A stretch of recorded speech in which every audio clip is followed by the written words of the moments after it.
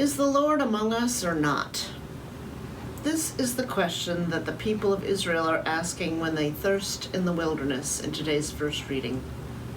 It may also be a question that some of you are asking. Maybe, as COVID-19, the novel coronavirus, disrupts all of our lives and appears to be gaining strength and speed, you are asking, is the Lord among us or not?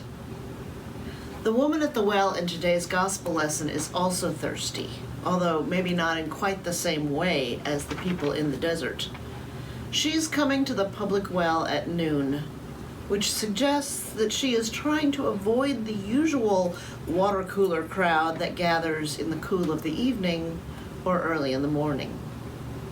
Why is she doing this? Maybe she's experiencing social distancing, and not as a form of respect and protection, but as a form of rejection. After all, one of the things we know about her is that she's familiar with loss. Several of her husbands have either died or left her. Maybe a virus took one of them.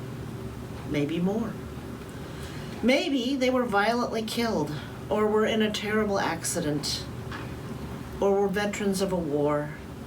Maybe they rejected her and issued a letter of divorce, which only men could do at the time.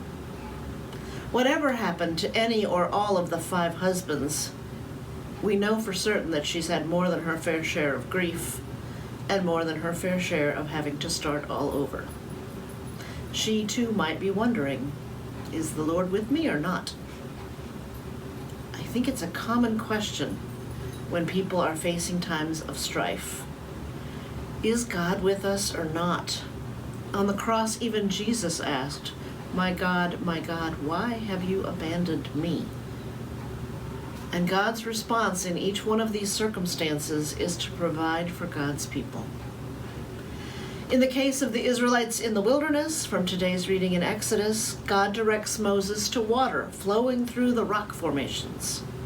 In the case of the woman seeking understanding and a supportive conversation partner, Jesus provides her with both, and also gives her meaningful work to do. In the case of Jesus on the cross, well, we can't be certain how he experienced God's presence in that time. We only know that his suffering was not the end of the story. We know that resurrection followed Jesus' excruciating sense of abandonment and isolation. All of these responses show us that however difficult our journey, God is indeed among us every step of the way. When we feel stuck between a promise and its fulfillment, living water sustains us.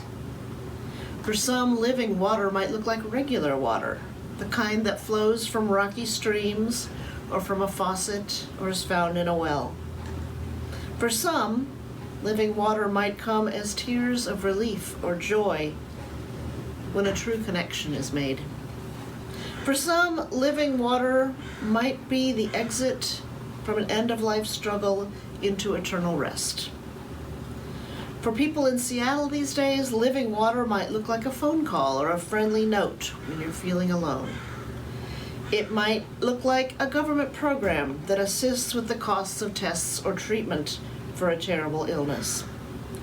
It might seem like seeing a cherry tree in full bloom to those who are hungry for beauty. Living water comes to us in many ways, for we belong to a God who provides for us, who cherishes us and wants life and life abundant for us all. It's difficult for us to be apart from each other during this coronavirus epidemic. I feel so much stronger and braver when I am with you all. And maybe you are equally thirsty for connection. Like Nicodemus, the Pharisee that we heard about in last week's gospel reading from John, we come desiring to know and understand more. I've never pastored in a time of epidemic before. I am thirsty for the assurance that the choices we are making for the sake of the community are wise, are just, are safe.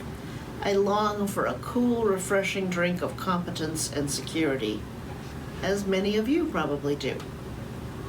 And maybe some of you are more practical in your dreams. Maybe like the woman at the well in today's reading from John, pointing out that Jesus has no bucket, so can't really access water from the deep well. Maybe some of you are thirsting for concrete things like work, like health, like economic equilibrium, for schools to open again so the kids have somewhere to be. Notice that when the woman at the well asks Jesus how she can obtain living water, he does not say to her, do this, do this, do this, and do this.